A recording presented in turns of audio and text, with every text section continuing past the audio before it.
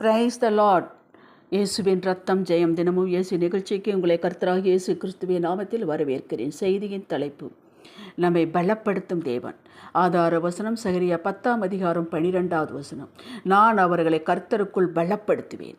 கிறிஸ்துவுக்குள் அன்பானவர்களே, ஆண்டவரை தேடுவதில் குறையில்லை, விசுவாசத்தில் பழுதொன்றும் இல்லை.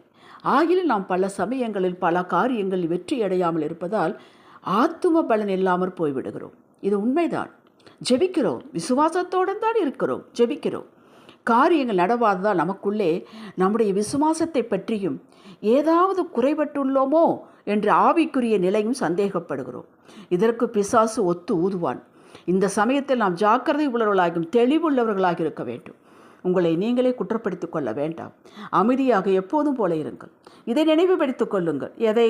கர்த்தர் என்னுடனே இருக்கிறார், கல்வாரில் எனக்காக செய்து முடித்தவர், அவைகளை என் வாழ்வில் நிறைவேற்றுவார், என்னையே கவனித்துக் கொண்டிருக்கிறார் என்பதை. இதை ஒரு காலம் மறந்துவிட வேண்டாம். இந்த உறுதியும் நம்பிக்கையும் தான் நம்முடைய லைஃப் போட்.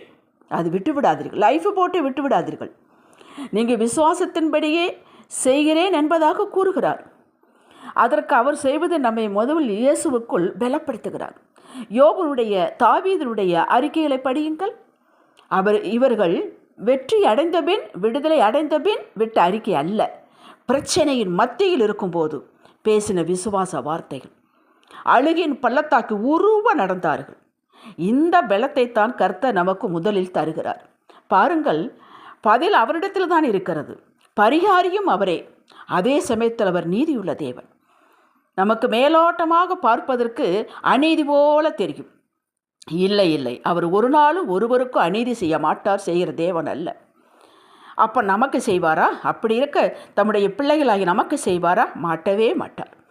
நாம் எதிர்பார்த்திருக்கும் முடிவை அடைய, அவர் கொடுத்த வாக்கை நிறைவேற்ற சில சமயங்கள் அவர் மௌனமாக இருப்பது போலவும், நாம் செய்யாத பேசாத காரியங்களுக்கு விலக்கிரியம் செலுத்துவது போலவும் இருக்கும். ஆம், அவர் நீதியை சரி கட்டுகிற தேவன். முதலில் அவர் நம்மை வேதத்துள்ள சாட்சிகள், உலகத்தில் உள்ள சாட்சிகளை புரிந்து அதிலிருந்து பலன் பெற வைக்கிறார். எனக்கு யோசேப்பின் சாட்சிகள், தாவீதுடைய சாட்சிகள், இவைகளெல்லாம் நான் பலனற்று திடனற்று போன சமயத்தில் என்னை பலப்படுத்தின. அவர்களுக்கெல்லாம் செய்தார் என்றால் எனக்கும் செய்வார் என்று நான் பலம் கொண்டேன். நாம் கிருபையின் காலத்தில் வாழ்கிறோம். நம்முடைய நீதி கந்தையும் குப்பையுமாயிருக்கிறது. பிதா நம்மை கிறிஸ்துவுக்குள் தேவ நீதியாய் பார்க்கிறார். ஒவ்வொரு நாளும் பிழைத்து வருகிறோம். யோவான் 14:19 இதைத்தான் இயேசு சொன்னார், நான் பிழைத்திருக்கிறபடியா நீங்களும் பிழைப்பீர்கள் என்று. இது ஒன்று உங்களையும் என்னையும் பலப்படுத்தும். இரண்டாவது, அவர் நம்மை எப்படி பலப்படுத்துகிறார் என்றால், பின்னானவைகளை பார்க்க வேண்டாம் என்று சொன்னவர் இப்போது நம்மை இந்த நிலையில் பலப்படுத்த நம்முடைய வாழ்வை, முன்பு நடந்தவைகளை பார்க்க சொல்லுகிறார்.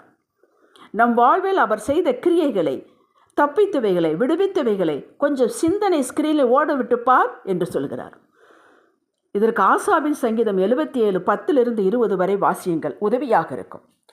இப்பொழுது பலன் கிடைக்கும், நிச்சயமாக கிடைக்கும். நினைவு கூறுவேன் வருஷங்களை என்கிறான் அவன். கர்த்தருடைய செயல்களை நினைவு கூறுவேன், பூர்வ காலத்து அதிசயங்களை நினைவு கூறுவேன். உங்களுக்கு செய்தது, வேதத்துள்ள பரிசுத்தவான்களுக்கு செய்தது, உங்கள் சக விசுவாசிகளை செய்து நினைத்து பாருங்கள்.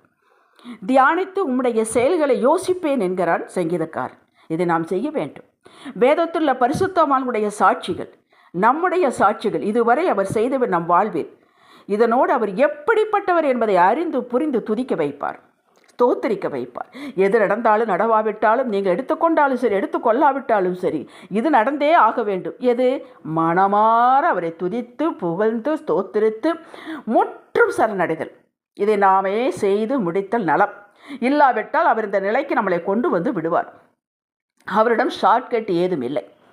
எல்லாவற்றையும் ஒதுக்கிவிட்டு இதை மட்டும் பிடித்து கொள்ளும் நிலை வந்தபின் உணர்ந்து கொள்ளுங்கள், இதுதான் செங்கடலை பிளப்பதற்கு அடையாளம். 1 சாமுவேல் 1 அன்னாள் இந்த நிலைக்கு வந்தால் அடைபட்ட கற்பம் திறக்கப்பட்டது. எவையெல்லாம் அடைபட்டது போல உணர்ந்திருக்கிறீர்களோ அத்தனையும் திறக்கப்படும். திறப்பதற்கு முன்னால் நான் ஒன்றும் இல்லை, எனக்கு உம்மை தவிர மற்ற எல்லாம் 2ஆம் நிலைதான் என்ற நிலைக்கு வராமல் இதை செய்ய மாட்டார். இன்றே இந்த பலத்தை அடையுங்கள், நிலைக்கு வந்து விடுங்கள். உங்களை உலகத்திடமிருந்து வேறு பிரித்து பரிசுத்தமாக்கிக் கொள்ளுங்கள்.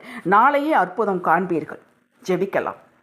துரத்துண்டதை கூட்டி சேர்க்கிறவரே, உயிர்ப்பிக்கிறவரே, இல்லாதவையில் இருக்கிறவோ அழைக்கிற தேவனே, எங்களை பலப்படுத்தினமைக்கு நன்றி. உங்களுடைய சித்தத்தின் மத்தியில் வந்துவிட்டோம். ஒரு நாள் பிரிய மாட்டோம். உம்முடைய பிரியம் எங்கள் மேல் நேரிடுவதாக. இயேசுவின் நாமத்தில் பிதாவே, ஆமென். ஹல்லேலூயா.